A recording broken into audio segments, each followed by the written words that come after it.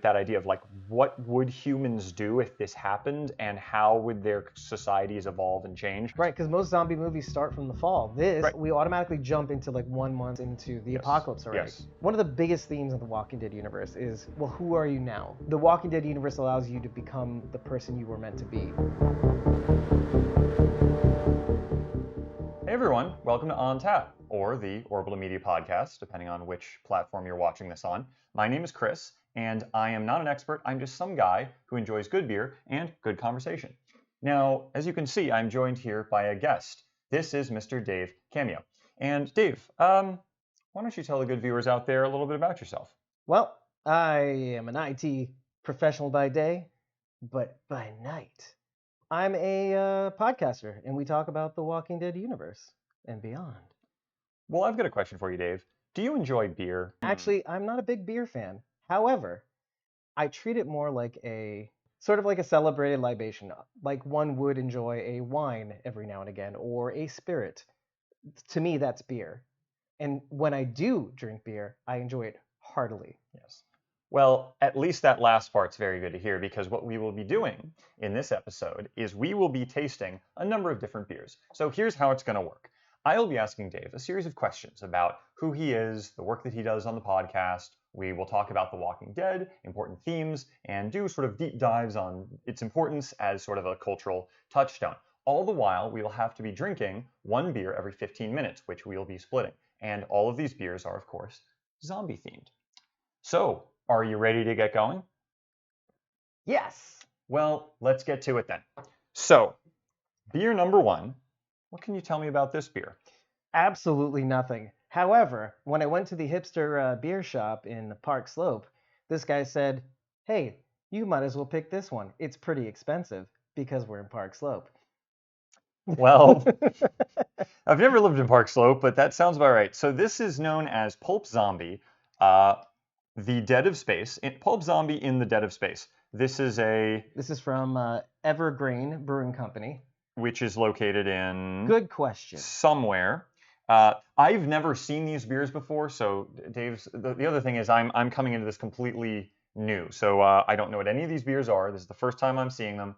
Dave was good enough to pick them before this episode. So it is a double India Pale Ale from Camp Hill, Pennsylvania. Just for viewers, it is 8.4% alcohol by volume.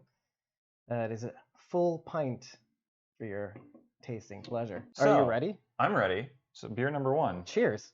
Cheers. Double IPA in Double your face. IPA. So.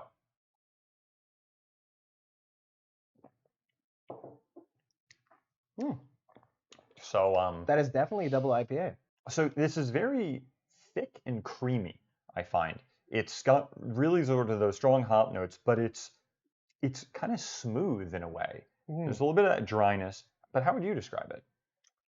Obviously the hoppy citriness of it. Yeah. Is that a word? Citrusiness.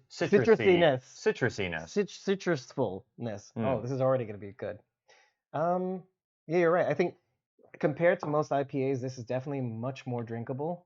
Yes. Which does not diminish its flavor. Mm-hmm. It's got, like you said, the dryness. It has a bit of a sharpness. I would say this is... Would you say this is more hoppy?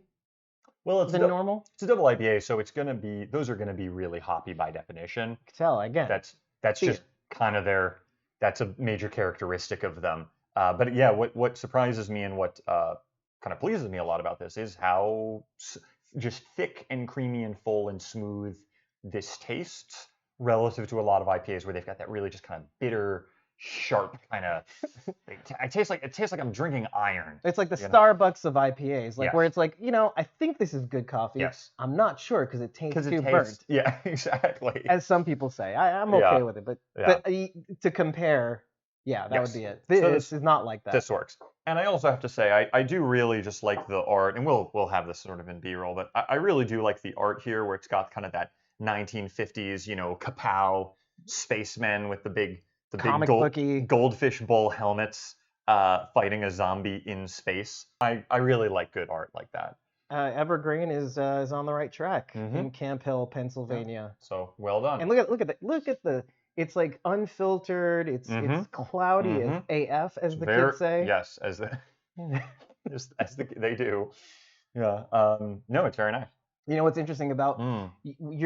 what you do? You don't get to interact with a lot of young people. With what I do, Mm. I interact with people of all ages, and when I say all ages, I mean all ages. So AF, that's lit. I don't think people say that anymore, right? I don't know. Well, you know what though? This is a good transition into I'm very curious to hear more about what it is that you do. Like, who are you for the people out there who don't know who you are? Who is Dave? Who is Dave? And Well, what do you do?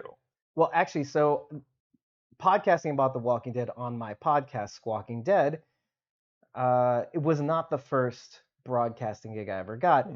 Back in the early 2000s, I had started another campus radio, which was actually podcasted back in the early 2000s. So that was like my first foray into anything podcasting. Hmm. Then 7 years, so actually that lasted me about a couple of years, and then 10 years later, 10 years after that project ended, I started this podcast. So it's kind of this weird 2007 to 2017 journey.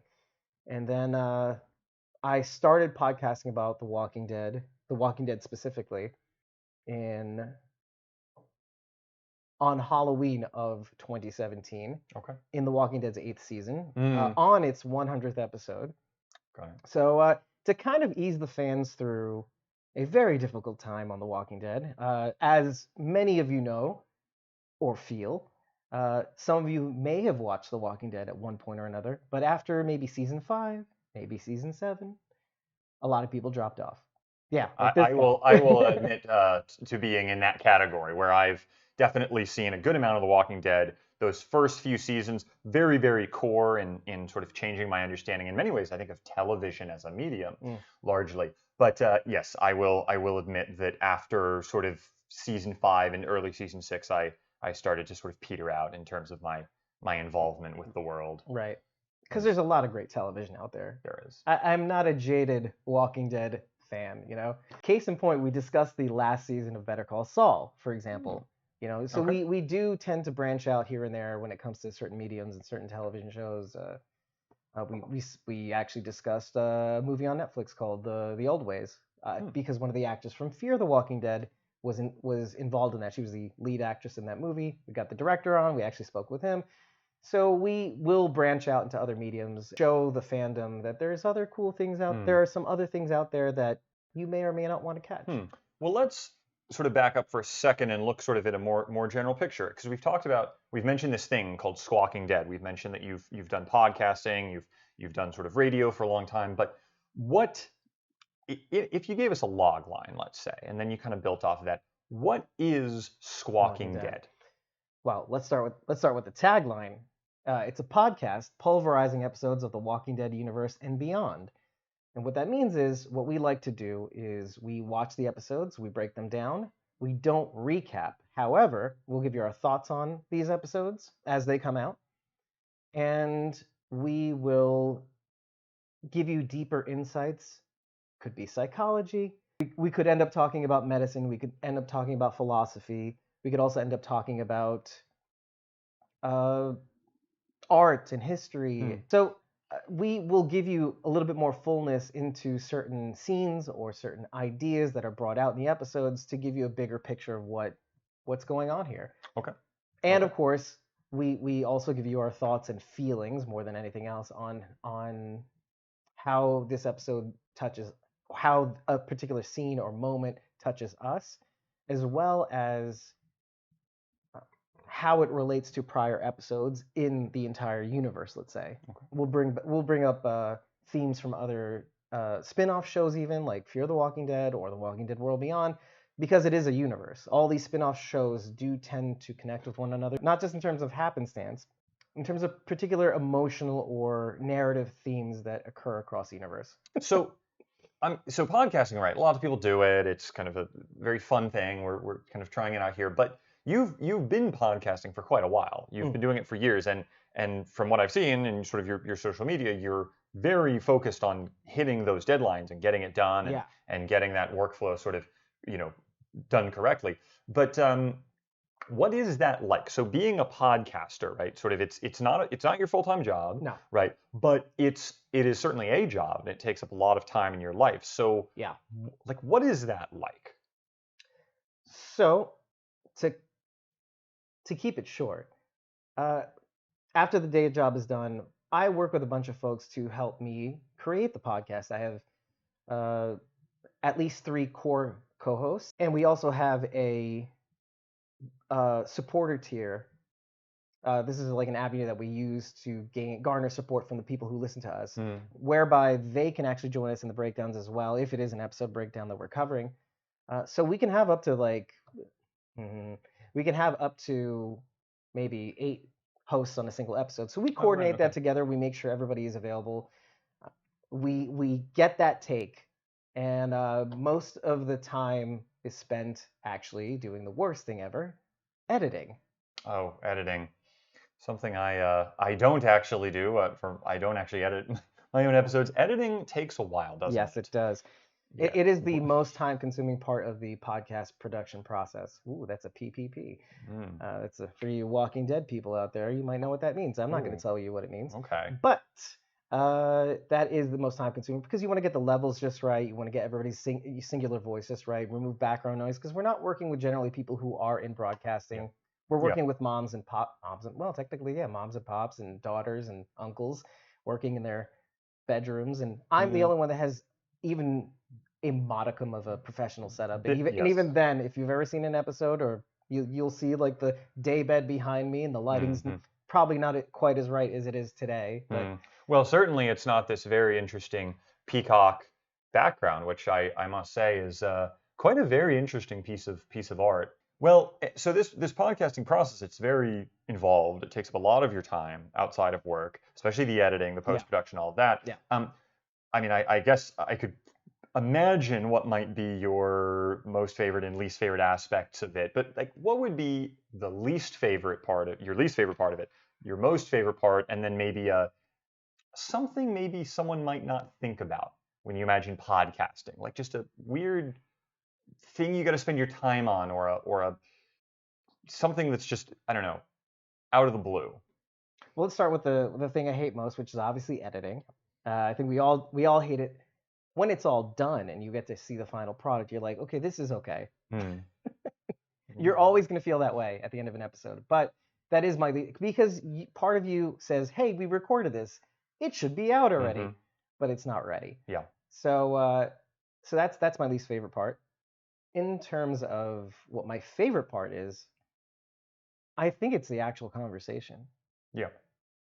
When you're in the zone and you're talking about something and there's not the same perspective. A lot of people think that when you are podcasting, even podcasters, that you all need to be on the same page. What's great about what we do on our podcast is our goal has always been, as a podcast, to bring in as many perspectives on an episode or on a particular scene or on a specific character as possible, even especially if they don't agree with our own thoughts, which kind of throws us on our heels so that we can navigate a bad opinion, quote unquote, or an opinion that we otherwise would not have explored. And so the more voices that we have, the more different perspectives that we have to actually tackle, even if we disagree with it. The good thing is that we will bring up topics amongst ourselves that we won't even agree on the same scene, and that's where the magic happens. And as you well know from any sort of fandom, people will agree that this was a cool scene, or that was a cool scene, or that wasn't quite right, or that kind of sucked. But especially with this fandom, people will look at the same scene and react to it differently because we're dealing with the human condition, let's say. And we like to challenge people's perceptions as it pertains to a particular scene or a particular character, or particular death, which happens often. Absolutely. Yeah, Walking Dead, it very much happens a lot. Yeah, to challenge people's perceptions and to give people insight into thoughts that they may not have thought of. And that's our bread and butter. That's what we set out to do. Yeah. And it's a positive space. It's like we try not to take down the show because, listen, the show is about a show that we love, not about a show that we want to take down. If this was like a general variety podcast or operation, it would be one thing. Yeah. But since we all love the show, let's spend more time on the things that we didn't think of, or the time on a particular thing that we might have thought differently, and we don't try to change people's minds, but we just want to give people a flavor of what we're thinking, and hopefully that is something different than what they thought. Okay. Yeah. So like, A give me long-winded way of saying the same thing. No, that is very interesting. I mean, what would be an example, let's say, of one of your episodes? Like, what would that format look like? What kind of so we've got these episodes, Good right? question. Sort of, and because I'm just thinking, right? If I like, if we haven't seen this podcast, right? Kind of, what's that going to consist of? Kind of, we've got these episodes. We're not doing a summary, but we're getting into concepts in Walking Dead episodes, which will, in the next phase, we'll talk a little bit more about the Walking Dead as a whole, outside of just Right. podcasts. But like, what does that consist of? Like one of your episodes? Oh, we are at. Well, hold on. I got to hold that thought. We are at the 15-minute mark. You know what that means, Dave? Okay. I guess Bottoms up. I didn't know, but yeah, I guess we're chugging it. See, this is the hard part. You got to stay on top of the 15 minutes. Phew, that was done. It was done very well. Nice. Well done. All right. So 1 down, 2 more to go. This is gonna be a wild one, folks. This is well, that's the idea. So next up, we've got another zombie-related beer. This is Brains by Springhouse. And Brains is a pumpkin ale with pumpkin, a touch of sweet dough, autumn spices. What else do we have? 8.5% alcohol, so that hits Similar pretty to that hard. one. Yep. And where is this I think this is from? Bronx. This is visit us at springhousebeer.com, 209 Hazel Street, Lancaster, Pennsylvania. Lancaster, as they say. Lancaster. The Dutch Pennsylvanians. Yes. So do you smell? I smell what is pumpkin spice. yes. Oh, absolutely. Absolutely. All right. Beer number 2. Yes. Cheers. All right. Even before I tasted it. Wow. That tastes like pumpkin, not just the spice. Yes. This tastes. The cinnamon on that is really the most bold note that I'm getting, at least. It's like pumpkin kind Clove. And cloves. You're right. That's what it is. Like the other one, I couldn't get a beat on like what it tastes like. Hey, it tastes like hops, which is not, but not bad. Like not Starbucks bad. Right? Okay. Yeah. You're following. No, you're right. It's cloves. It's the flavors of autumn and winter. Yeah. I'm tasting crunchy leaves right now. Yeah. Isn't that crazy? I'm tasting kind of like pumpkin. I mean, well, not surprisingly, a pumpkin pie. I'm getting a flavor of sort of a pumpkin pie. Just that experience of, again, some cinnamon, some cloves, some pumpkin for sure. Unsurprisingly, it's a pumpkin ale. Smell is pumpkin. Yeah. Pumpkin, not pumpkin spice. Pumpkin. No, that's absolutely. Right. That's pretty. It's fun. This is a fun beer. This is a fun beer. This is also much more. This is more my style. It's very seasonal and it's very still on the cloudier side. Yeah, it is on the cloudier side. It's a little bit less completely opaque. I mean, that last one was. I mean, it was almost like some. We'll talk about these later down the road, like a pastry beers, which are this very artisanal, in some ways new category of beer where it's opaque. You simply cannot see through it. Right. This at least is more in that translucent kind of category. Right. Kind of. Though it does have dough or notes of dough. Is that what it said? Dough. Well, what is a note of dough? A note of dough. Let's see. Is it a bass note? Is it treble note? Here we go. Okay, a touch of sweet dough and autumn spices. Yeah, it does have. Well, I get a little bit. Well, as beer goes, yeasty, bready. Yeah. I mean, I think, as I said, that idea of I feel like and I don't want to say I'm drinking the liquid version of a pumpkin pie. Right. But that includes that pastry, right? That kind of the pumpkin pie crust and the cloves and the cinnamon and the pumpkin, and it's very just full and smooth and rich. Yeah. All of that. Again, smooth. Again, pretty smooth. You got to hand it to craft brewing. They've come a long way since the mid '90s, early '90s. Well, in the U.S. at least. Yeah, in the U.S., sort of the dark ages ended officially with supposedly with Jimmy Carter when he signed this law that basically said, it's like, thanks Jimmy Carter, to basically essentially legalize craft brewing in the late '70s. And since then, sort of '80s, you had a couple companies. You had Sam Adams New Belgium, technically sort of early 90s in Colorado. But really, it was the 90s was sort of the first decade where this was a concept. But it was, the microbrew. the microbrewery was a concept, but it was still very much in its infancy and it's sort of the latent stage. Yeah, there's some good stuff that's getting made these days. Picking up now with the format of the podcast, and I want to now transition a bit into The Walking Dead as a show, as a concept. We'll talk about this for a second. It's a very important show. But in one of your episodes, what does that look like? What do you specifically, let's say, talk about? Give me an example, of a typical episode.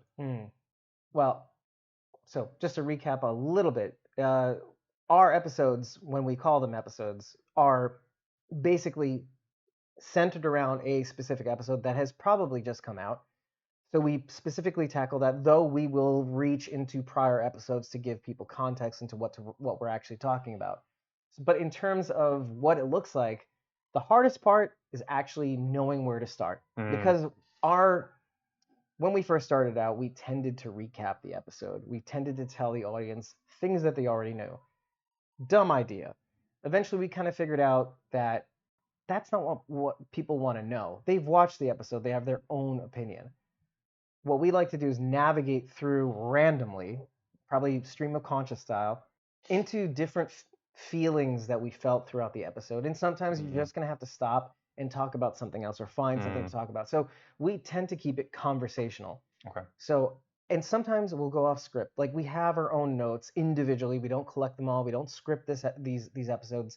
They are all from our perspective, our own individual perspectives, and we're just going into it like a conversation, like a normal conversation, like you and I are having sans script. But then there's no script. It's just an outline of questions. That's what he says. That's what he says now. But it's all I can show you. I can show you the proof. Look, there's not much. He has his back up my shirt right now. There's not that much on the page. I swear. It's just an outline. It's only the second and third page. The first one is missing. Anyway, so yeah, and so that was the point of it, is that we wanted to feel like you were walking into a conversation, kind of like we're having right now, that you might have with your friends. So that in mind, what a typical episode would look like is that we would sometimes bring up something that has an Easter egg in it from a prior episode, or something that somebody might have missed.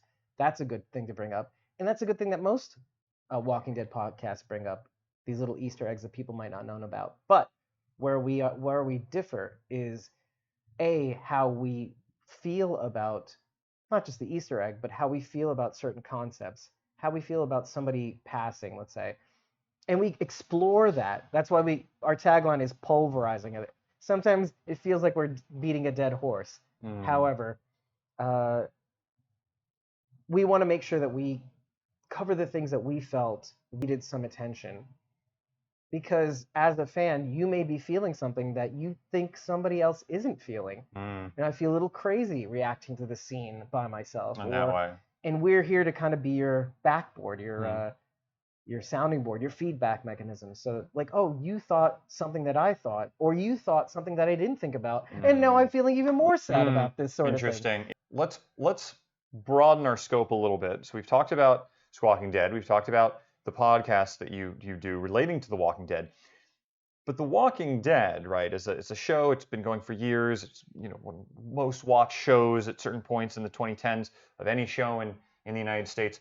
What made you want to do a podcast about The Walking Dead? Yeah, you're starting to hit the finer notes. Why The Walking Dead? Yeah. Okay, so that's the question I get the most often, and that is why does one podcast about The Walking Dead? Well, so on the one hand, the simple answer is it's a show that reflects back at us who we would be sometimes ideally, who we would be in a zombie apocalypse.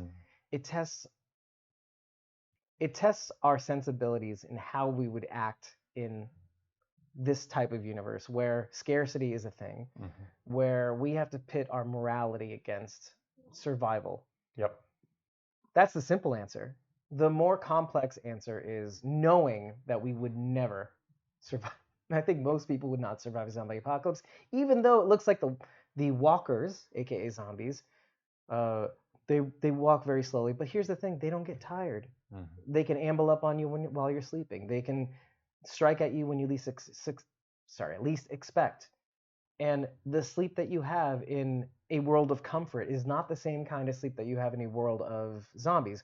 You are at a constant high blood pressure all the time in this sort of scenario. So in sort of delving into these episodes, you gain a greater appreciation, or we remind the audience that you would not do the same thing as these people.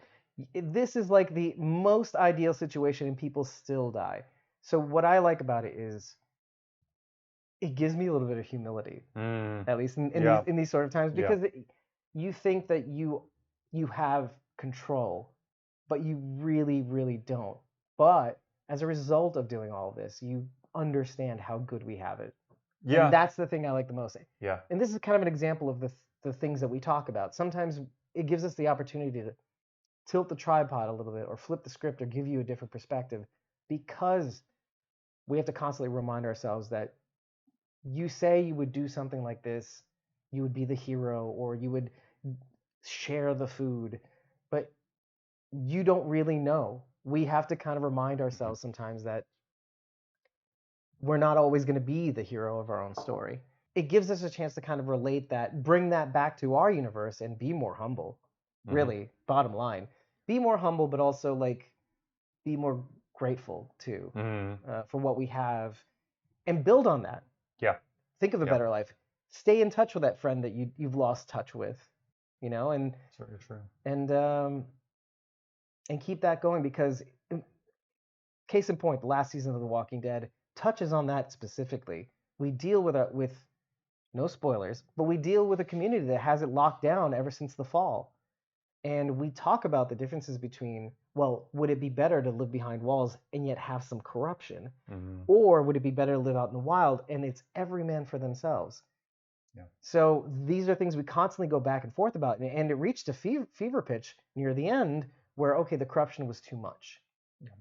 And we still had to make a choice. And we still had to discuss what would be better.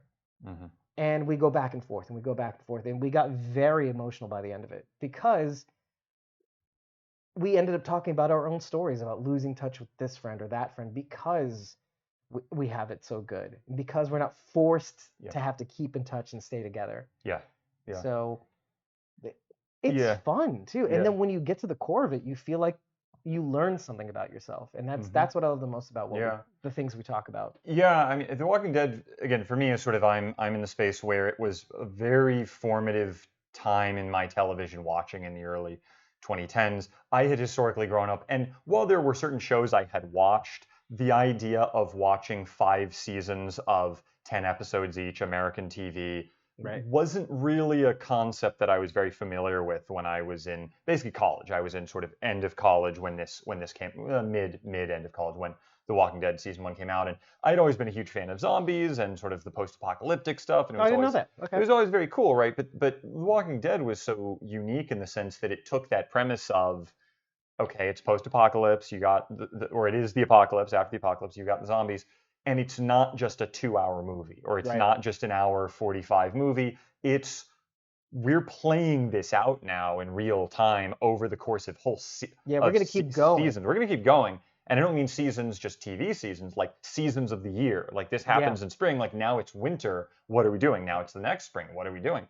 And that was something that I think, just not only the world building, but that idea of like, what would humans do if this happened, and how would their societies evolve and change while there's always this omnipresent kind of threat in the background. Just a really interesting thought experiment. Yeah, and how would you fit in, right? How would we fit in? How would we act? Right, because most zombie movies start from the fall. You get that feeling, and then we automatically jump into like 1 month or 2 months into the apocalypse already. Yes. So but another thing that I love what the show did, and did for the most part, except for one exception throughout, was not only did we start from after the fall and continued from that point forward, what I liked the most was that they never did flashbacks, or, well, obviously they referenced things from their past, but they never did flashbacks to pre-apocalypse happenings, which I love the most, because what matters most is, one of the biggest themes of the Walking Dead universe is, who are you now? The Walking Dead universe allows you to become the person you were meant to be. And sometimes that's not that great. But sometimes that enables you to become somebody that you never thought you would be. Mhm. One of the most tabula rasa characters in the Walking Dead universe, or The Walking Dead, is Daryl Dixon, a fan favorite. Yes. He's not even in the comic book, Yes. which this show is based off of, and yet maybe it's because he's a tabula rasa, maybe it's Mhm. just Norman Reedus. Mhm. I haven't made up my mind about that. However, because of that, this is the typical redneck would get in your face, Yeah. like the neurotic type, like blames everything on you, and like, but you could never imagine that sort of person becoming a family man by the end of it, or Mhm. like what resembles to Yeah. him Sure. a family Sure. man would be. So you get to see that journey. The Walking Dead universe allows you to become the person you were meant to be. Mhm. Mhm. And so, for better or for worse. And so, but it's kind of like what we all think. We all have this thing inside of us that we all want someone to save us. We all want someone. Or we want to be a savior hero. Yeah. Oh, yeah. Sure. Oh, you know what that means? Mm. The timer just went off. It's a good thing I'm liking these beers. Yeah, it's time for beer number 3. Cheers to the glug glug. Mango prickly pear brains, but they're even more A's. Double fruit smoothie sour from Drecker Brewing Company. Fargo Nodak Brewing Company. Drecker Brewing Company, Fargo Nodak. I think that's like their tagline. Yes, in it Latin. looks kind of Viking-like. Let's look at where it's from. Oh, it's from Fargo. Like Fargo, North Dakota, Fargo? Yes, Fargo, North Dakota. Oh. Ale with mango, guava, prickly pear, salt, lactose. This is gonna be interesting. And, Are you lactose intolerant? and vanilla beans, brewed with vanilla beans. Brewed and packaged by Brecker Brewing Company, Fargo, North Dakota.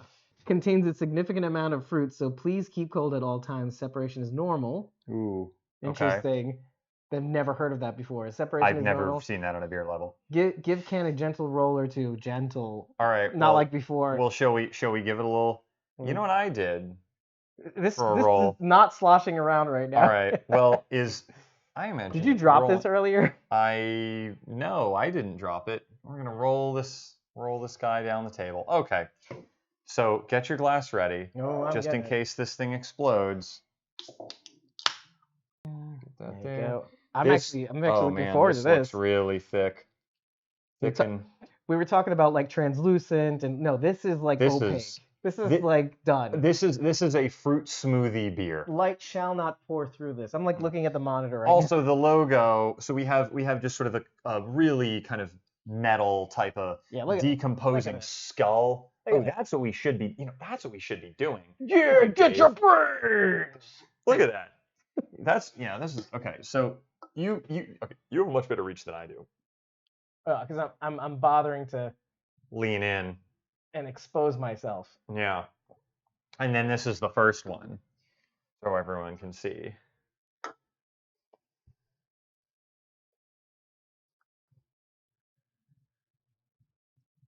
Bottoms up? Bottoms up. Cheers for round 3.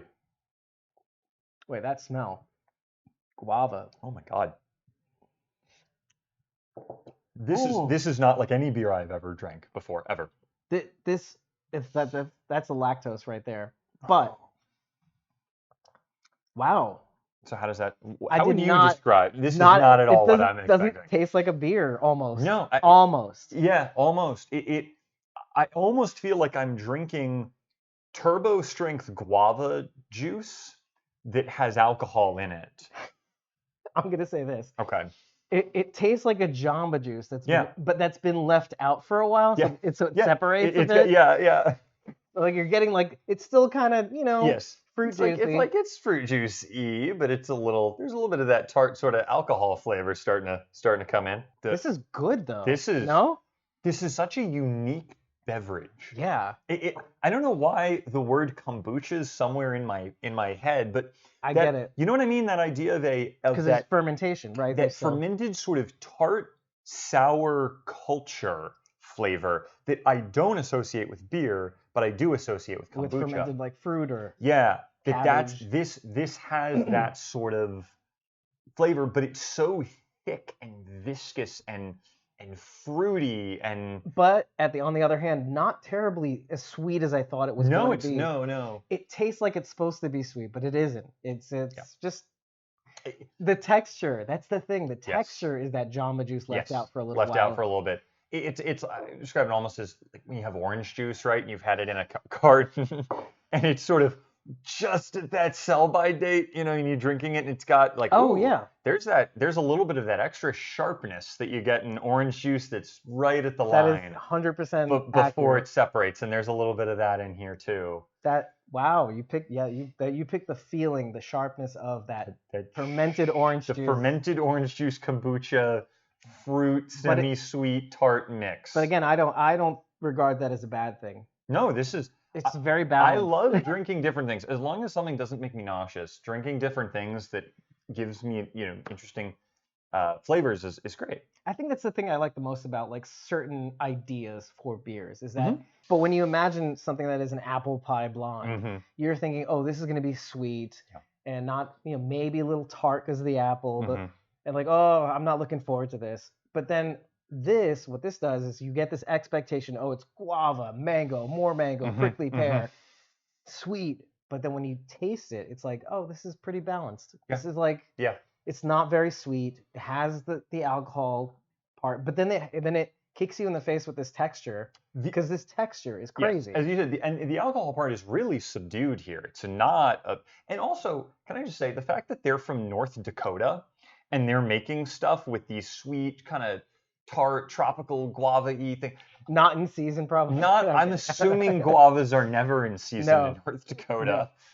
No. Any viewers from there, let us know. But Sorry, I think the answer in is advance.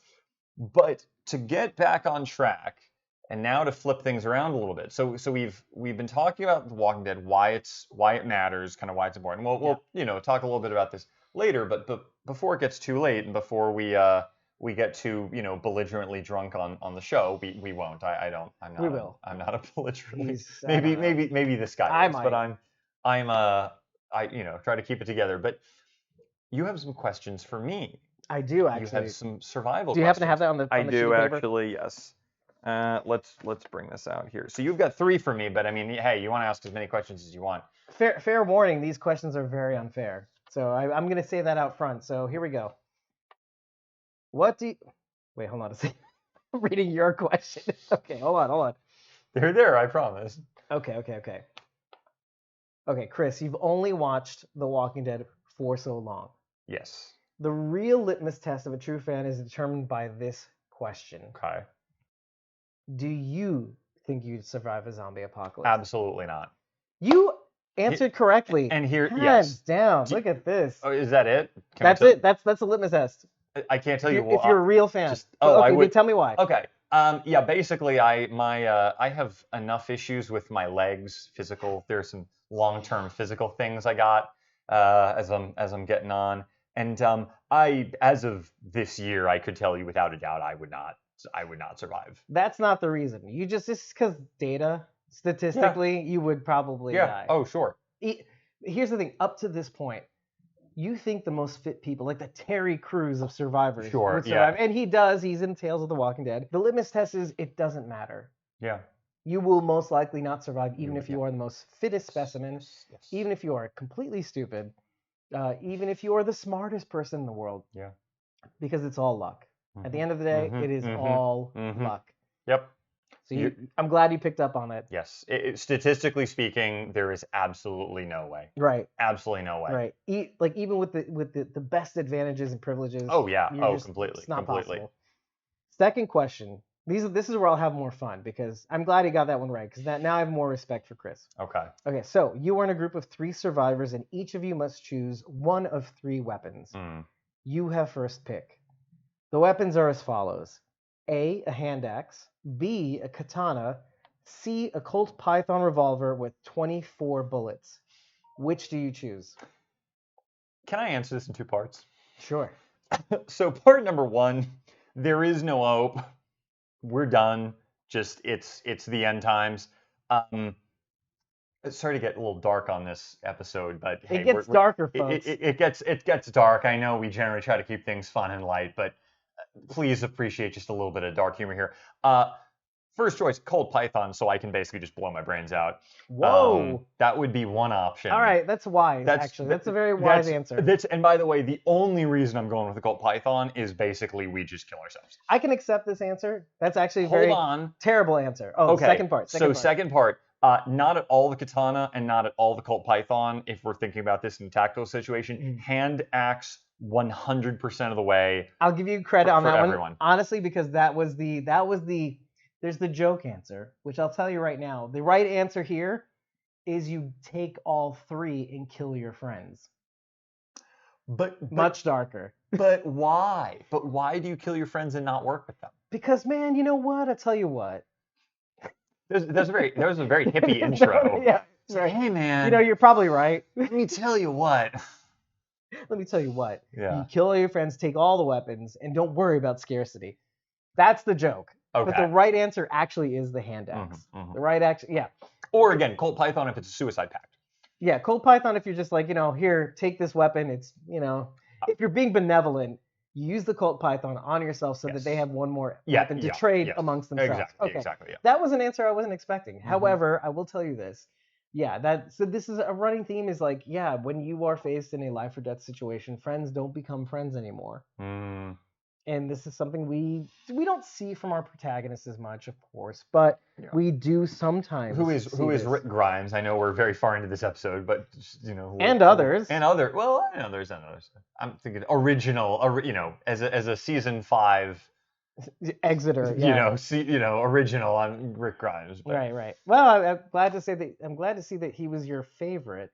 He stops becoming people's favorite like around season 6. Well, just wanted to say that out loud. Yeah, that's fair. You start to kind of dating myself. The show kind of actually shifts away from Rick Grimes as the protagonist. I mean, obviously, it's all about Rick, right? There's no denying it.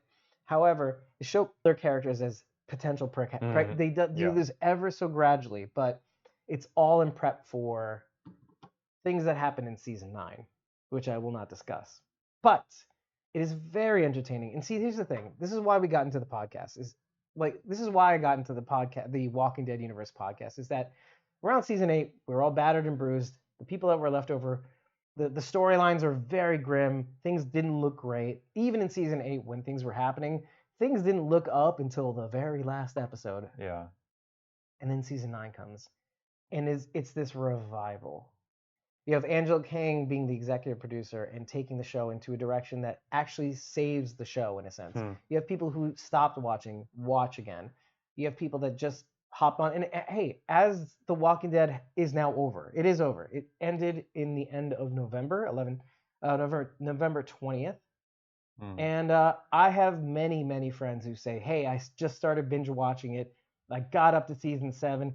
I binge watched the show the whole week.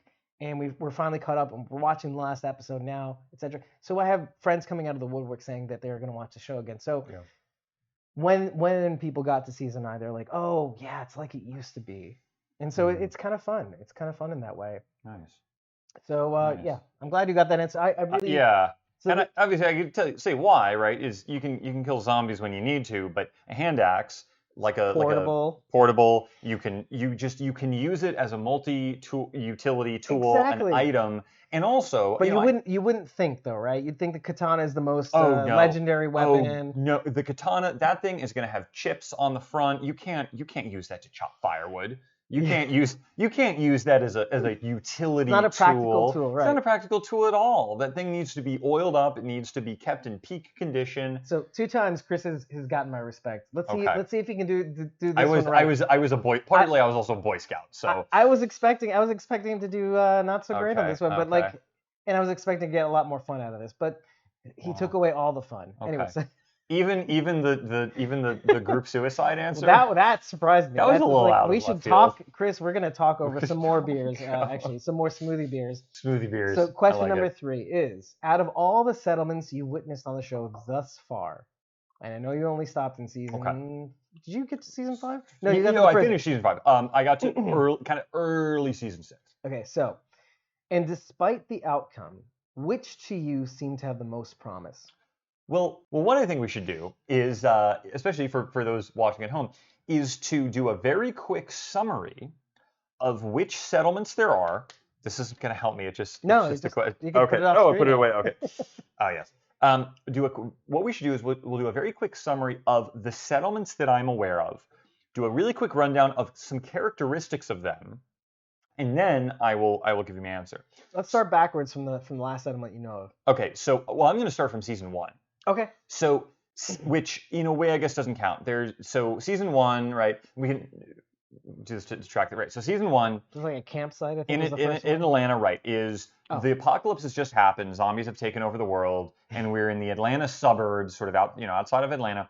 And we run into humans as they're just in these transient camps, right? They've got tents and things. Okay, that seems to be very useless. There's Right. no defenses. It's just zombies show up, they attack people, they kill people. There's really no benefit of that. They go into the CDC for a second to try to find a cure. There is no cure. Spoilers, it came out in 2010, 2011, so I hope we're not ruining your day. That's exactly right. Yeah, and the CDC gets blown up using sort of like high pressure hydrogen bombs, something. Basically, it kind of goes away. Season 2, we have a farmhouse. So we've got a sort of a From old, kind of an top-down elderly, vantage point. yeah, sort of an elderly man and kind of his couple daughters. They're just sort of tending this farmstead in this very idyllic kind of space. That eventually gets overrun by a giant wave of zombies, walkers, as you know, call them, at the end of that season. So season 3, in my opinion at least, is where it gets interesting. In many ways, at least for the earlier seasons, season 3 I think is my favorite season of the earliest seasons. Also, not least of which because I think David Morrissey's performance as the governor is outstanding. Season 3, we have 2 separate settlements. One settlement is a prison that Rick Grimes and company, our band of protagonists, they take over. They run into a couple of prisoners there, some of whom are not great characters, and they sort of end up dispatching them in a very self-defense kind of way. So they end up running a prison, and then across or a specific cell block. or a of cell, a yeah, prison. a specific cell block, yeah. But they're sort of in that general, the property, right? The property lines. The prison is their territory, right? And then they find nearby a whole town that is sort of run in, at the surface, it's sort of this kind of nice, kind of old southern town where people are, Woodbury. Woodbury Commons, run by the governor. Below that, there's something a little bit darker. The governor's sort of a bit of a, maybe a bit of a dictator in the shadows kind of figure. The unassuming dictator. The unassuming dictator. Well, right. the governor. Yeah, the governor, right? Yeah, and what ends up happening, obviously, is a war happens basically between those two groups, with almost all of them kind of being destroyed. Both groups essentially are destroyed, at least as a tangible faction, right? And people are kind of cast to the winds. And then in season 4, it's a lot of, if I remember correctly, kind of. You do have. This will tell actually where exactly you exit. You do have the cannibals. Before season 5, right? Yeah, late season 4, season 5. Terminus, which is a settlement based around cannibalism. So these are a bunch of people. There's a vaguely almost spoiler alert. Spoiler alert. Yeah, sorry. We should put a time code in. Because they basically, when the prison gets destroyed eventually, our survivors see these signs to Terminus. Yes. All who arrive survive. Survive, yeah. Well, because they either end up eating other people or being the thing that feeds other people. Being food, human livestock. Right. Yes. And our band of protagonists takes down Terminus. They are not going to become human livestock. They are going to kick ass. Right. Well, with the help of one person. Named Carol. With Carol, yes. Carol's a pretty badass woman. But there was some tension there too. Like, yes. I have to hand it to them. Yeah. So didn't think many of them would survive. Yeah. But they all did. They all did. Yeah. So human society built around cannibalism as the chief source of protein. And season 5, we find Alexandria, Virginia. Is that correct? Yeah. Okay. So Alexandria, Virginia is sort of this very, the way we describe it is the world as it used to be when they built a bunch of walls and they protected themselves from the apocalypse, essentially. So you've got this little kind of, in the context of the world, happy-go-lucky, kind of like a planned community. yeah, like a planned community, like a planned sort of affluent kind of waspy suburb town, throwing cocktail parties and Christmas parties and all this. They're very, I don't want to say ideologically pacifist, but they're not particularly focused on defense. Right, because they never had to be. Because they've never had to be, right? They've lived in this very sort of, this very nice world relative to everyone else. Right. Now, this is where my understanding of the show gets a little hazy, because this is around where I kind of fell off. My recollection is, and tell me if I'm incorrect about this, early season 6, Rick essentially takes over that community as the leader. That essentially the So you got up to the point where he kills a certain someone and Morgan arrives again. I think. Yes. So you got to 6. Okay, fine. Yes. I believe 6. Mm-hmm. Interesting. This is the point at which where you establish the Ricktatorship, where like this is not a democracy anymore. Yeah, vaguely around there. Fine, vaguely around there. Fine. Okay. So of these settlements that you've just discussed, which of these appeals most to you? Which would appeal most to me? Well, the most. If we ask appeals, right? Where would I want to go for vacation? Well, I'd want to go to I'd want a vacation in Alexandria before Rick Grimes and the group shows up, and they realize the horrible truth about the world. You get points. You definitely get points. That's if I go on vacation. We sometimes talk about how Rick and his group don't exactly make things better. Yes. Or at least at first. Yes. If you were asking me realistically, either as a citizen, see, this is why we do this. This is so funny. This is why we do this, yeah. Especially while we're under the influence of some we finished prickly this pear smoothie. Didn't have to smoothie chug beer. it. Well, you know what we can do, Dave, dear viewers, we can open up a 4th secret beer. Oh. 3 Floyd's Apocalypse Cow. And the cow looks like a Cyclops from the Odyssey. Like a Cyclops, Centaur, sort of hybrid. A cow, a bovine Cyclops. This is from Austin, Texas, by the way. From Austin, Texas. And the reason why I know this also is a double because Fear the Walking Dead from seasons 4 through 7 filmed out in Austin, Texas. Ooh, okay. And we actually recently had a charity whereby the editor for Fear the Walking Dead, Phil McLaughlin, provided as part of our mega prize package 3 Floyd's. Now this is the thing. I wanted to get 3 Floyd's Zombie Dust, but this is the best I could do. Well, in New York City, so it's okay. Yes, we are recording here from Brooklyn. And this is another double IPA, so get ready, taste buds. Chris is gonna have to sort of steel himself for whatever flavors appear in this. Okay, well, there is a description. This complex double IPA has an intense citrus and floral hop aroma. Hooray! Balanced by a velvety malt body, which has been augmented, with lactose milk sugar. What? Do you not like lactose? Apocalypse Cow. No. So far, I'm enjoying the lactose. Oh, okay. Lactose milk sugar with this different take on an IPA. We brewed an ale that is both pleasing to drink and once again not normal. Quote, cheers. Another 8.6, so we're in trouble right now. We haven't decided what settlement we're going to live in, so 3floyds.com. Keep it going. All right, 3floyds.com. You heard it here. So vacation in Alexandria. Okay, vacation. Well, let's get it open. Let's get it poured. You say what it is, and then I'll keep pouring. Okay, so from a organization, let's imagine for a second. Let's imagine. Fair enough with the organization. I'm not in charge of the town, right? That's this whole experiment, right? We're not viewing this as a delusions of grandeur. I would be the leader, right? You're not going to be. But let's say I'm in the administration, right? I'm not sort of, Farmer Haggis and his cows, Living out. Well, you wouldn't be living By outside the the way, do you wire because smell this? you'd be. I can smell it from here, Oof. dude. This is. Oh my God. This is not at Pretty all good my though. I kind of style. enjoy it. So I'm not going to be, sort of um, towns member number 17 that you sort of see in the background in the tracking shot. That's a good idea. Uh, So you don't imagine yourself as like a background actor in this I wouldn't scenario. imagine a background actor, but I get that I'm not going to be head of the town. He's getting minus points right now.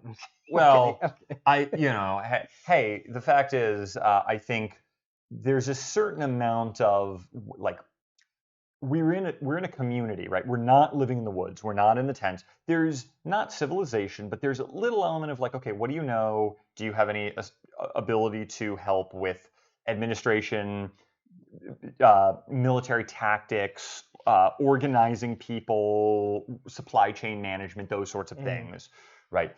And if you have some value added that you could add in that space, let's say you're not the leader, you're not the top 2 or 3 people, but you're in the administration, so to speak.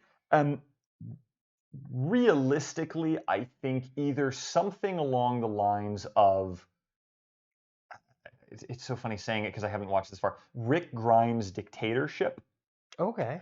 and assuming he's the leader, assuming Rick is in charge, and you have those specific people, would be my first pick. My second pick would actually be Woodbury with the governor.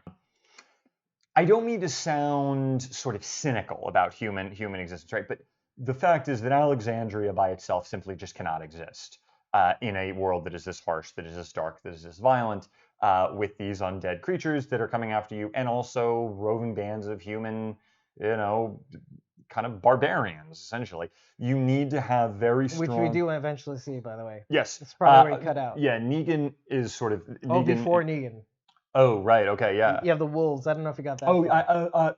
the early signs of them. I Okay. get to the point where we're aware they're a thing, but we haven't gone into battle with them. Interesting. So you need that martial element. You have to have this concept of a martial society where everyone's able to fight, everyone's trained. There needs to be a certain level also of chain of command. You can't just have everyone going off and doing their own thing. You can't be just a tribe of barbarians. Cohesive. Right. You have to be a little cohesive, and you have to be able to also, if you can find, better military equipment, like the governor's team, right? They find a tank at some point, right? In season 4, right? Like now, obviously, you'd run out of fuel pretty quickly, but the fact that you have a tank is pretty impressive, right? And like that would carry a lot of value in this sort of world. So you need to be on that team, the team that has heavy military firepower. The team that has the tank. The team that has the tank. Not against the zombies, of course. Against the zombies, that would kind of be useless in a lot of ways. But against people, that's pretty threatening. That's very threatening. And not even just the tactical value of it, where like, hey, you got a big cannon, you can shoot stuff. Think about, it's scary more than it is exactly. It's more it's the symbol of it, right? It's the idea of like you drive up with a tank, and people are like, oh my God, you've got my attention. You've got way more organization than we do. Yeah. So I think. But in terms of quality of leadership, I do think Rick dictatorship, and then the governor. But both of them, what they have in common is you essentially have in Woodbury, you mean? Yes, in Woodbury. Yeah, the governor in Woodbury specifically is you have the basics of a human community, a human town, and you don't. And this is why I pick dictatorship. And you basically have more adept fighters that have more knowledge about the outside with world. the dictatorship is you have adept fighters. They know what they're doing. They know how to operate. Both in small groups. They might need to work on their group, dynamic a little bit, where they sort of fight it. If we're deploying you as like 15 people are now in a squad, like we need to train on that, but we can figure it out. I can't wait to tell you what the right answer is. Okay. I'm almost done. Just hang on. Just hang on. But at the same time, it's not cannibals. It's not barbarians. Yeah. It's not like weird things where we like sacrifice people to zombies or something like. Right. So there's somebody telling you what to do. Yes. But it's within a community that seems more. It's within realistic. A community. You haven't lost your humanity. You're still people. You still value the things that we do as humans, and we haven't lost that. But we understand the importance of being ready to rock and roll with weapons and defend the people we love and defend our friends and family. You know what? I can respect that answer, actually. But the right answer is, Negan. and this is something that we actually all have discussed over the many years, and we actually, eventually in the clip, we actually spelled it all out. We're gonna have to talk about this beer in a second. But oh yeah, keep going. Did we even drink? No, this we beer? haven't yet. I just took a first sip. Okay. Keep going. Go. All settlements fall. Okay. Sorry. All right. I gave you a question that has a false answer. Okay. All settlements eventually fall. Okay. Except Negan? the final season. The final season. Okay. Perhaps. Maybe. But Okay. it seems like this one's gonna survive. Which I won't talk about. But that's the thing. Yeah. Right? So this is a perfect example of what we end up talking about, is that we witness many strong settlements for one reason or another. Sometimes it's fluke, sometimes it's just internal chaos, sometimes it's external force. They all, for some reason, end up failing, to the point where we hypothesize that this zombie's sense of smell is paramount so much that they can smell concentration of people in their blood. In that's where the herds end up migrating, is where concentration. We even talked about in another episode the hierarchy of the senses of walkers as compared to humans, and what each loses first. So the humans, what they lose first, and what zombies gain highest. Okay. Let's just go through the zombies, because the humans, I kind of forget the statistics right now because we're kind of a little bit drunk. We're the good, zombies, we're good. The hierarchy of senses, contrary to humans, is smell. We as humans lose our sense of smell first. Zombies, their paramount sense is smell. They smell blood, they're going for it, which is why we extrapolated from that. And this is canon too. This isn't something we thought up. No, I mean that sounds right to me. Just you telling me that, yeah. Which is odd, because humans' sense of smell fails them first. So the zombies smell of blood. If there are higher concentration of people within certain settlements, zombies will go there. Which is why, for one reason or another, all settlements fail. All. Got it. Is idealistic and as well planned as they are, they will all somehow fail because of the zombie sense of smell. That's interesting. I mean, unless you're using scrubbers and filters and underground bunker, which we haven't necessarily seen yet. Sort of figured out, yeah. Well, I mean, this gets us into a. But it's pretty fascinating, though, isn't it? That's a very interesting point. So you're wrong. Sorry. So we're all gonna die, right? But I set you up. Yeah. It's like, well, we're all gonna die. First, we should talk about this beer, and then we should get into further counterfactuals about zombies and human survival. Apocalypse Cow. So Apocalypse Cow, great play on words of the Apocalypse Now. Great film. It's got a very I want to say fruit floral. Yeah. Sort of a citrusy, a very sweet, like a sweet but dry, sweet, fruity, hoppy. Like Texas fruit. Yeah, well, I don't know, maybe. I don't know what yeah. That could also be the remnants of the smoothie. We have to be honest. True. I mean, that smoothie was pretty interesting. Look, it's still coating. Thick. It's still coating the edge of the glass. All right, we'll mix it in here. Let's see. Shall we? Yeah. All right. Kanpai. Kanpai. I took an early sip, but Ooh. That is not at all what I was expecting. This is. Oh, I got to be honest. It changes on you. Of the three, this is my. Excuse me. Of the four. There was a third turning. Of the four, this is my least favorite. I understand why you'd say that. This is just not. But just not. Let me be honest with you. Okay. I am not an IPA guy necessarily. Okay. However, my initial sip was one taste. It changed to another taste, and then it changed again. All right. Let me try this again. Well, let's try to hone in on this. Yeah. Okay, malt, and then it changes to. It's got that really dry, just dry. Everything. And then it turns to. It's really yeast. It's really thick. Yeast. Yeast. I kind of like it. It's funny you say yeast. I mean, oh, I don't ever think of yeast as a flavor that I can. This is very uneducated of me to say. Of course, the last thing I should say on a beer channel, but yeast is not ever a flavor I'm very good at placing. or Well, being able like to a taste. barley-ish, yeasty kind of. Yeah, like Hi, a I'm grain, like a beer. grain. Yeah, Yeah, yeah, like a exactly. grain. Yeah, yeah. I'm Well, 'cause still I'm yeah, still a beer.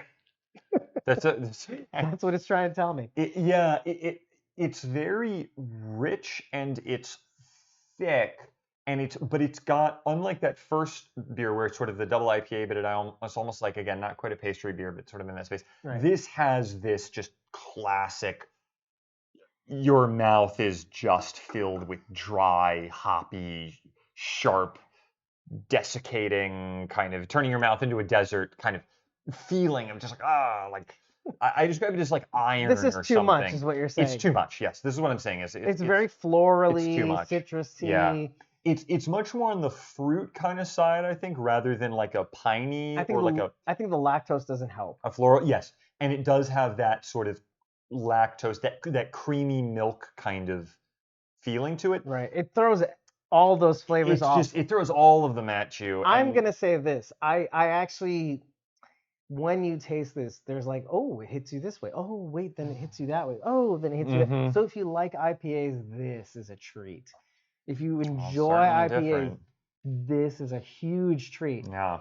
Like with every sip so far, I'm like, this is an adventure. How much more of this can we drink, It is. Chris? I will say, I mean, every single one of these four beers is Ooh. very unique, very interesting, and will not give you generic beer flavors At all. in any sense of the word. No. So if you want to go for zombie-themed, really artisanal American IPAs, pumpkin ales, and sours, guava That fruit smoothie smoothie thing sour, I gotta we'll say, get to like our final verdict final at assessment, some yeah, point, but like yeah, this yeah, is. yeah. I mean, listen. I'm not an IPA guy necessarily, but if I had to choose one, I mean, of all the IPAs That's that I've interesting. ever tasted, to be honest with Interesting. you, this is really interesting. That's so interesting. I would hands down have chosen the first IPA, which I believe is this. You know what I really zombie should thing? do Oh, right, is, 'cause it's I really need to put these in So order, this actually. this is the hierarchy of needs, right? Like, would you Yeah. rather have an IPA that goes down easy, Yeah. or would you rather have an IPA that is interesting? Goes down easy for IPAs. Absolutely. Hey, listen, we all have our biases. No question about that. I'm all. actually There we go, leaning that's the more correct towards order. this because I'll say Interesting, this. okay. Listen, we were all kids at one point, right? We were. I'm going but into some, podcast brain right now. Some people maybe weren't. They were always just born as like 50 Like year olds. we didn't out of the womb drink coffee and drink beer. Sure. You know, yeah, we yeah, eventually sure. grew a taste Yeah, for it, right? sure. So that being said, it is like the bar for entry when it comes to beer and coffee and things that Mhm. don't come naturally to us as kids. It's like, okay, listen, as long as we pass that bar, Yeah. well, let's take it to its nth degree. This is more for me. If I'm going to choose an IPA, I'm going to choose an IPA that's like, oh, hey, you're dancing on my tongue. This is coming. I got nothing to say against that. Sorry. This is coming from a guy who doesn't really enjoy IPAs too much. Yeah. I mean, like Yeah. the occasional brown ale, the occasional harsh stout, maybe. Mm, The Belgian white. I'm good with. Again, I'm not a beer guy per se, but I know what I like. sure. But this is fun. This is fun. It Yeah. changes. Yeah. With every sip, there's the initial phase, there's the middle phase, and there's a finish. There's like that last bit of taste that you taste at the end. Yes. And it's fun. I mean, I'm not trying to change your mind. Again, No, that's what we do on the podcast. I'm not But trying to change your mind. This is the thing, though, right? It's not about. No, I will You just hate absolutely hops. say. I mean- No, I don't hate hops. I hate IPAs that make me feel like I'm eating a bar of iron. That's just what I can't stand. It's the difference between like a sort of, what is it, opinion and taste, right? My opinion is Right. this is a very well crafted beer. My taste is I don't particularly enjoy it. That I can respect. And you can't change my taste. Like that's just for me. It's preference, yeah. But my preference, but my opinion is this is a very well crafted beer. To be perfectly honest, I feel really literally the same way because again, like I'm not a big IPA guy, and since it's only 8 ounces, I can bear this. Yeah, sure. If it was the full 16, maybe I'd feel the same way. I mean, if we There's were no way I doing could've this finished it. individually, I would be sort of passed out on the floor, just like. Thank God for a taste test. Like I could finish this. This is fine. No, exactly. This is fine. Yeah. But this is interesting at the same time too. And maybe more beers should be 8 ounces per serving, right? I mean, 'cause think about it. Like this, yeah. if we're talking about being connoisseurs of the beer, world, let's say, Mm-hmm. why are we measuring it by 16s? Let's measure it by 8s. Let's take a Yeah, flight. yeah. Let's take a flight of beers, which we kind of You did. have that in some, some places. But yeah, 8 ounces is rare. Right. The occasionally time you'll see 8 ounces is sort of the really, really strong stuff. I mean, we're talking, like But it's a not bad. Russian Imperial Stout, 11% alcohol, Wow. 8% serving. I mean, it's like a black Have you done that syrup. episode yet? I have not done that episode yet. I've No. watched every single one, folks. Well, he's a super fan, and you know what? I really got to tip my hat to you, sir. It's it's hard out there. But for you're us getting there, right? for Right. You've independent- recorded that episode, right? It seems like. Not yet. No, not yet. Not yet. I'm working. I still want to start with really broad ideas and kind of move into more specialty things because at the end of the day, I think one of the appeals that I want to go for, at least with the channel, is reviewing things that I'm not saying anyone could find at their local store, but there's that idea that Right. if you walk It has to into be a beer accessible. store, you walk into a grocery store, you're like, oh, I see that on the shelf. Like, yeah, he was talking about that one.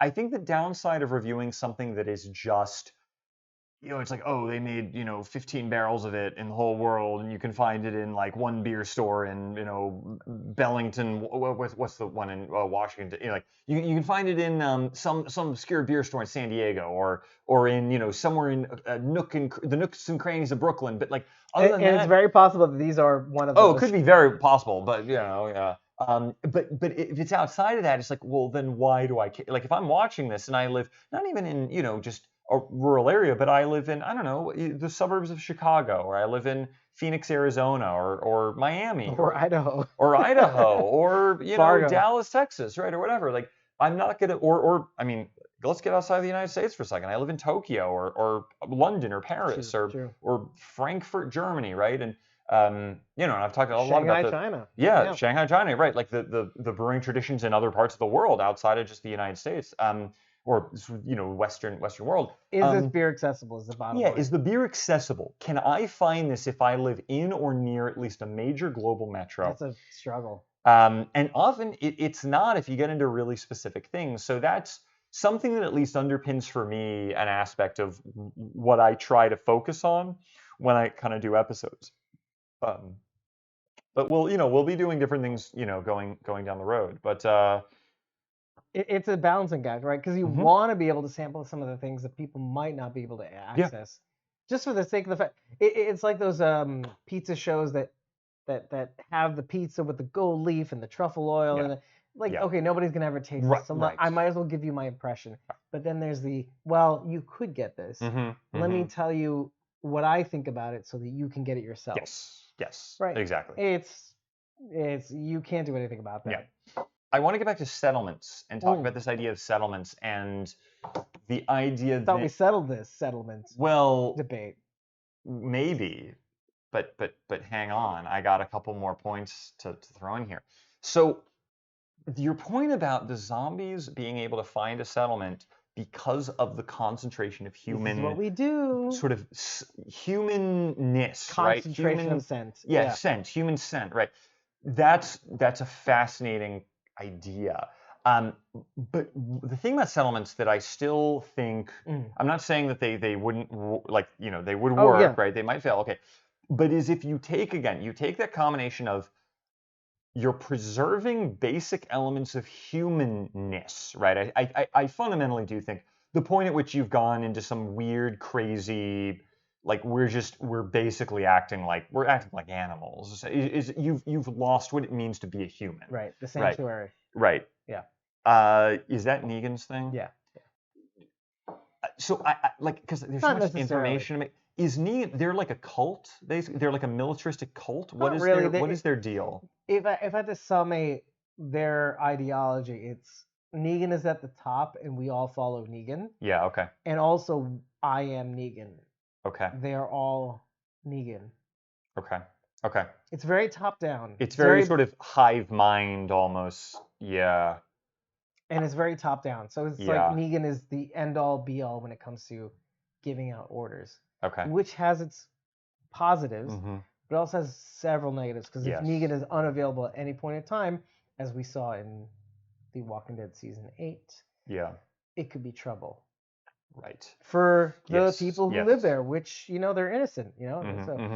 Yeah, so that, I mean, and that sort of an idea of is it fair for me to call that a hive mind collective? Is that okay? I mean, Just as a, it just as a would be shorthand. if they could somehow. It is more of like a federalism sort of thing.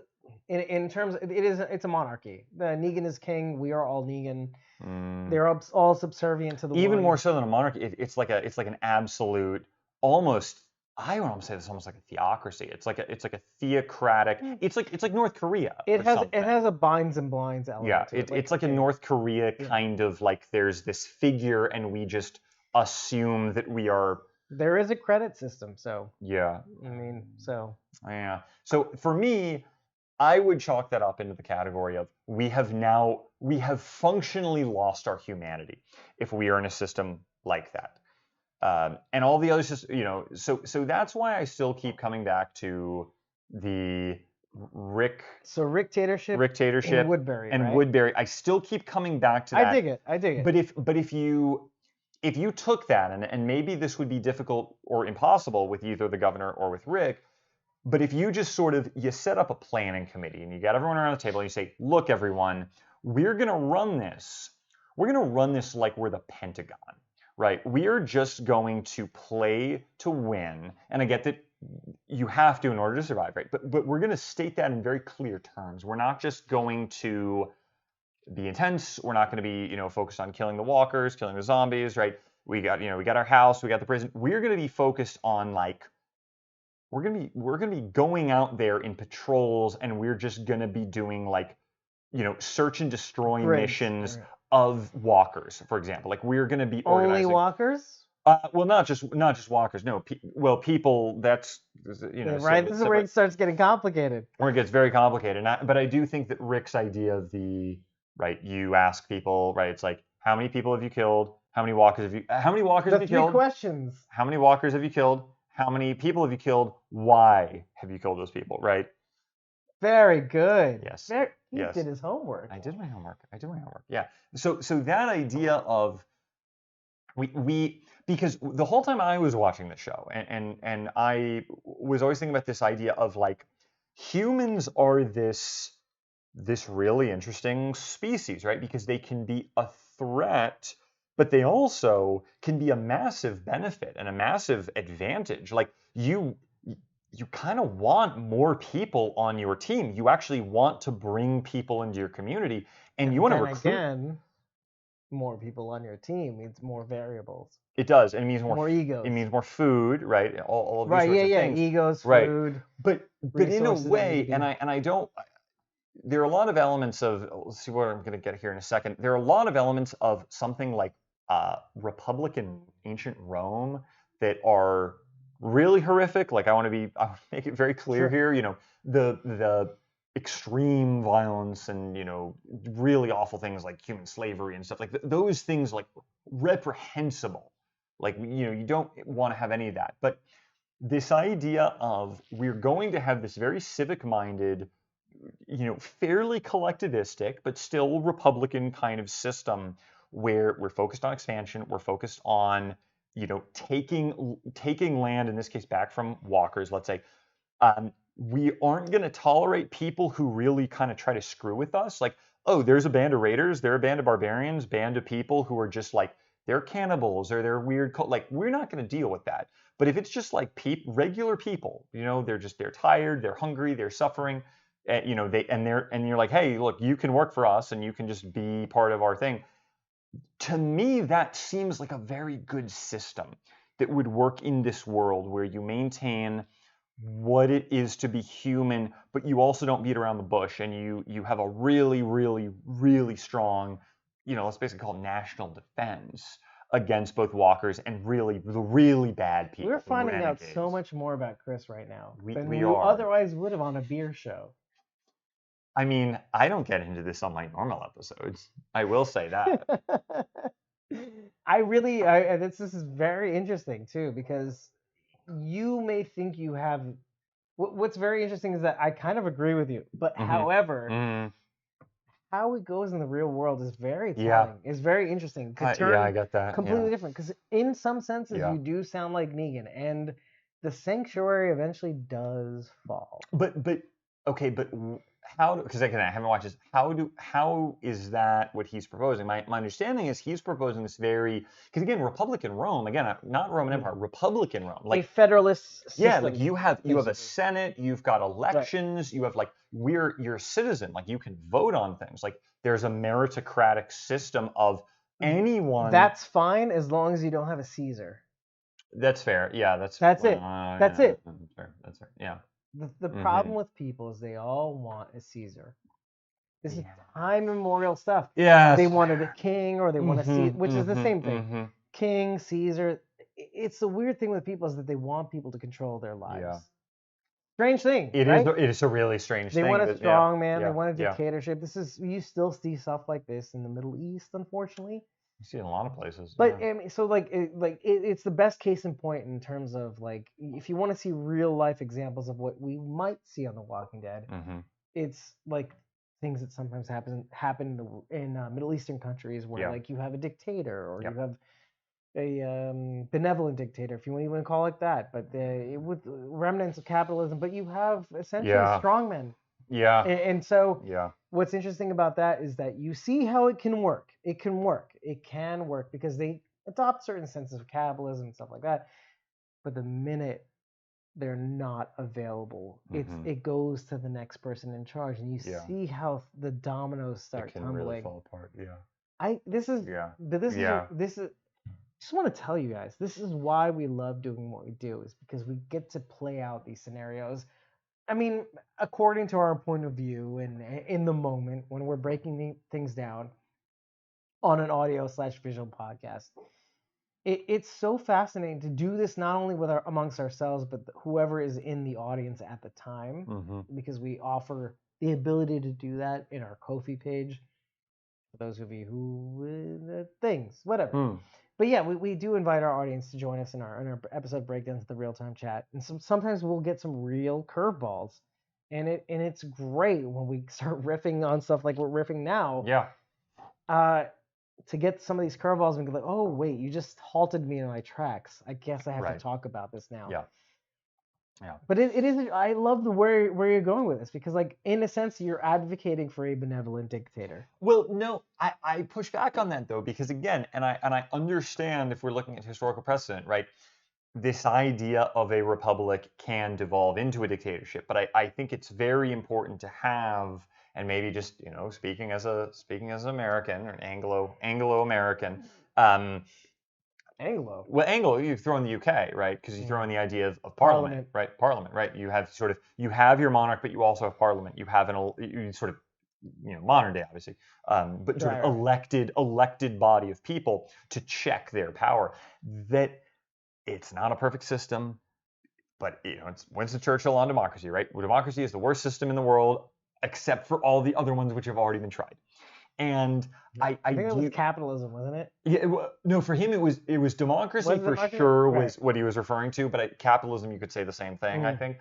But I do think that idea of you have a very sort of militarist, civically minded, expansionist, but willing to incorporate and help people who wish to be a part of it, where you don't have a dictator, you have elections, you have a republican system, or not, or like a federalist system.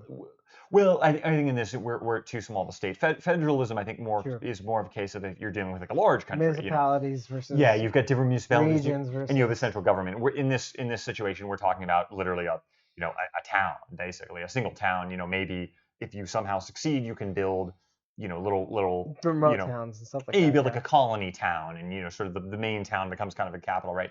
I think federalism would be a very far way down the road. But this idea of you're not adopting some sort of, again, just ravenously savage survival of the fittest, no matter what, you maintain that sense of community and the sense of like the people around you, and like you don't go insane, but you also don't adopt some sort of very kind of hippy dippy, like we're gonna, the zombies, like they just need our help, or like, with the thing with the farm, the farmstead season 2, it's like you'll see they're in some just, of the they're spin-offs too. just sick, like we need to help, like no, like spoiler alert: the closest you get to that society is Alexandria.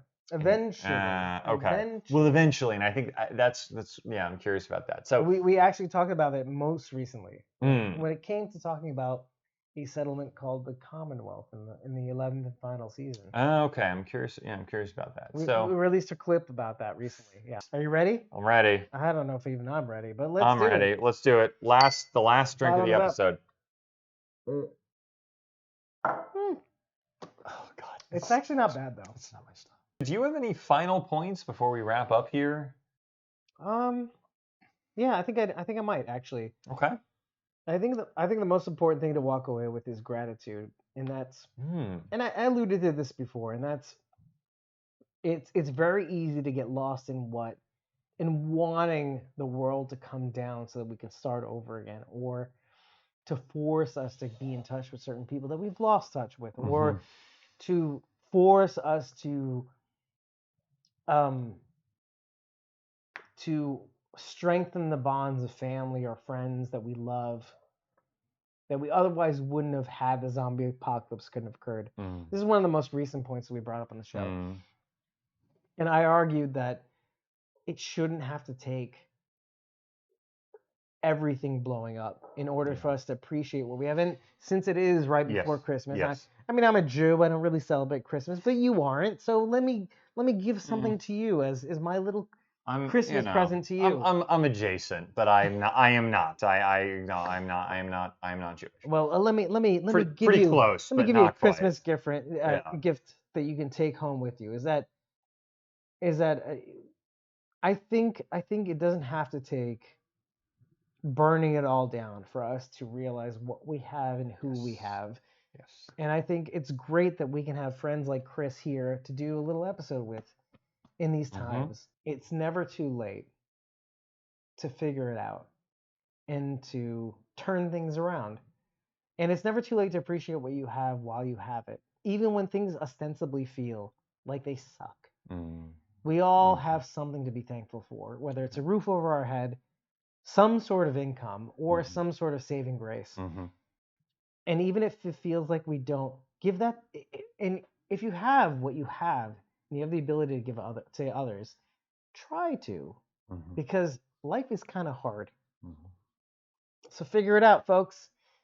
And as far as the beers that we've tasted, we really have to actually give the verdict on. Yeah, we do. We enjoyed the most. I'm gonna take this out of the shot. So, and okay. Why? Well, that was, first of all, that was great. I think that was a really just like from the heart kind of statement. I don't want to speak out of turn here, but I think it's the most unique.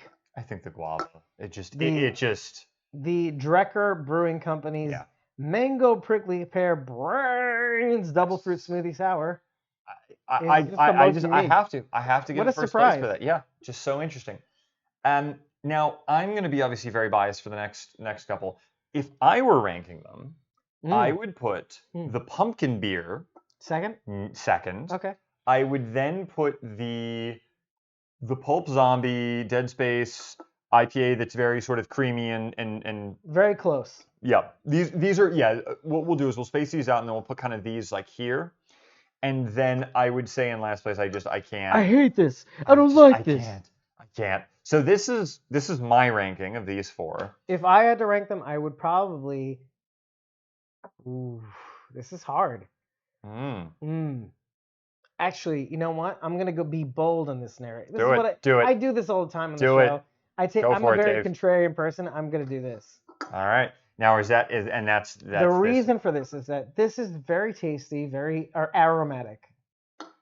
This is very smooth and not terrible at all in any way, shape, or form. However, this piqued my interest. This is just unique beyond the pale. It's just out of this world. Unique. It's just the texture, the flavor. It doesn't surprise you. It's very balanced.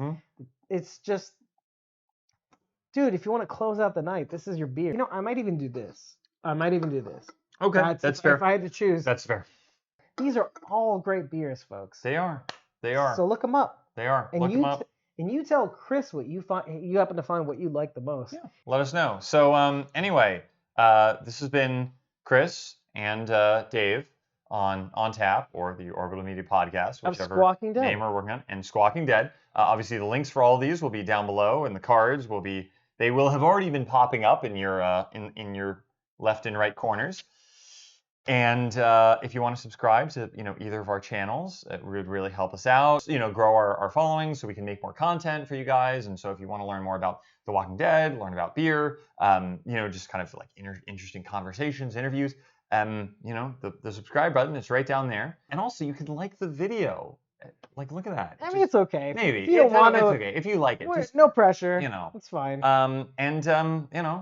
We'll see you next time. Just I hope you enjoy what you've watched. Yeah, That's hopefully it was fun, and we'll see you next time.